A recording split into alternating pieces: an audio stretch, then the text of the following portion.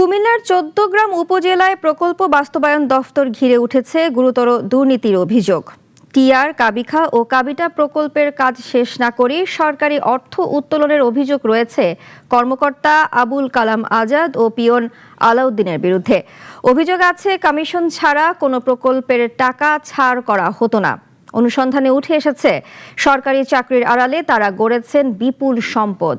রুবেল মজুমদারকে সাথে নিয়ে ইমরান শেখের অনুসন্ধানী প্রতিবেদনে বিস্তারিত।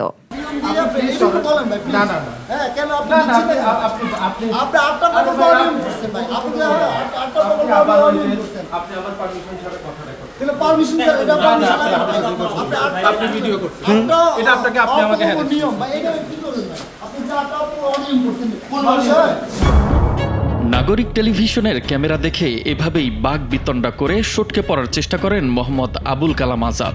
তার বিরুদ্ধে অভিযোগ, তিনি নামমাত্র কাজ করে তুলে নিয়েছেন সরকারি বরাদ্দের টাকা।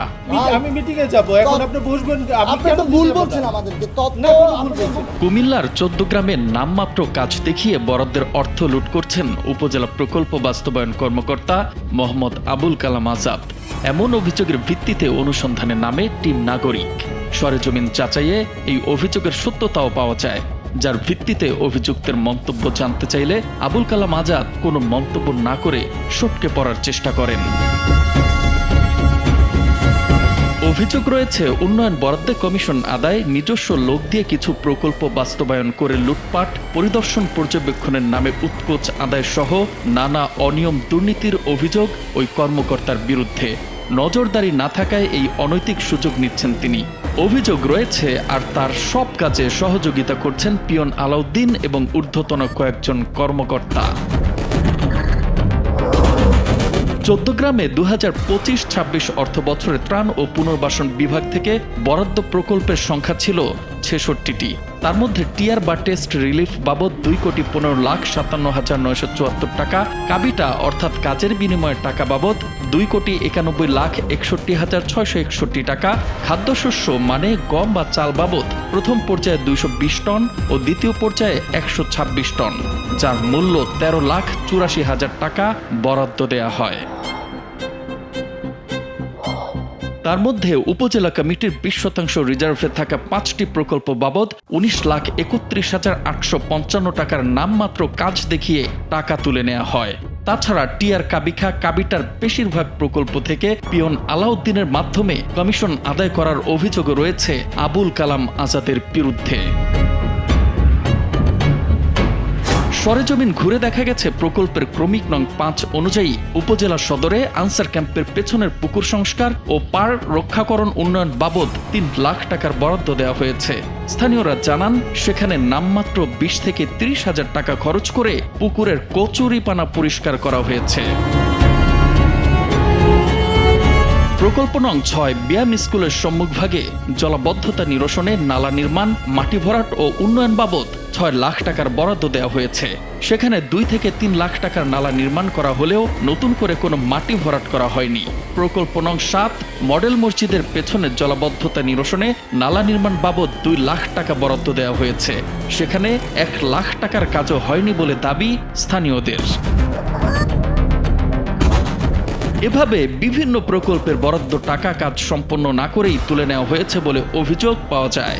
এসব অভিযোগের বিষয়ে আবুল কালাম আজাদ কোনো মন্তব্য করতে চাননি। উল্টো সংবাদ প্রকাশ না করার জন্য অন্য কর্মচারীকে দিয়ে প্রতিবেদককে বড় অঙ্কের টাকার প্রস্তাব দেয়া হয়।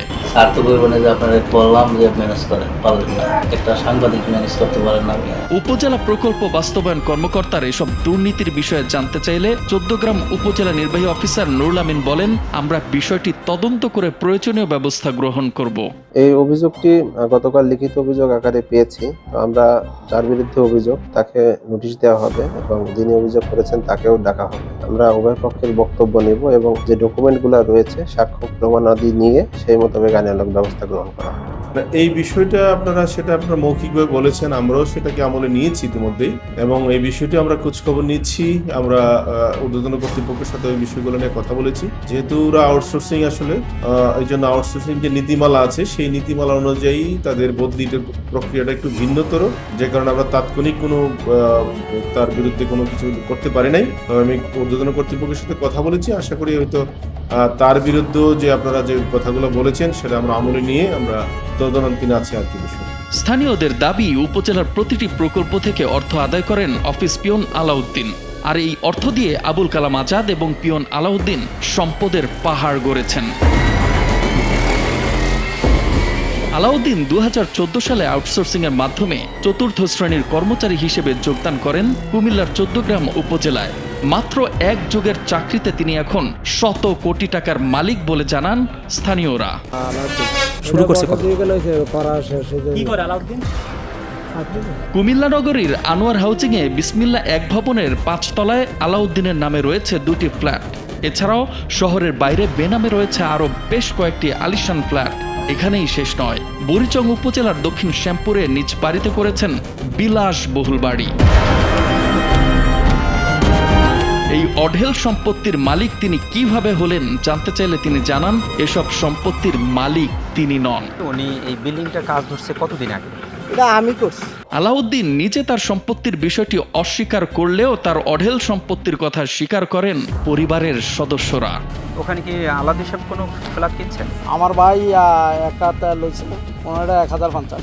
আবুল কালাম আজাদ ও আলাউদ্দিন গংদের সরকারি অর্থ লোপাটের বিষয়টি সবাই জানলেও রহস্যজনকভাবে তাদের বিরুদ্ধে কোনো ব্যবস্থা নিচ্ছে না প্রশাসন। এলাকাবাসীর দাবি, উচ্চ পদস্থদের নাম ভাঙিয়ে এসব দুর্নীতি করেন বলে কেউ সরাসরি অভিযোগ করছেন না, প্রতিকার না পাওয়ার চিন্তা থেকে। আপনি আমার ভিডিও করার পারমিশন নাই তো ভাই? কে বলছে নাই? কি বলছে নাই আপনি বলেন? আপনার পারমিশন ছাড়া আপনি ভিডিও করবেন না না, আপনার কাছ থেকে তথ্য নিতে আপনি বলে শুনেন, আপনার যদি কোনো তথ্য লাগে তথ্যটা চাইবেন। আপনি কেন বসেন না?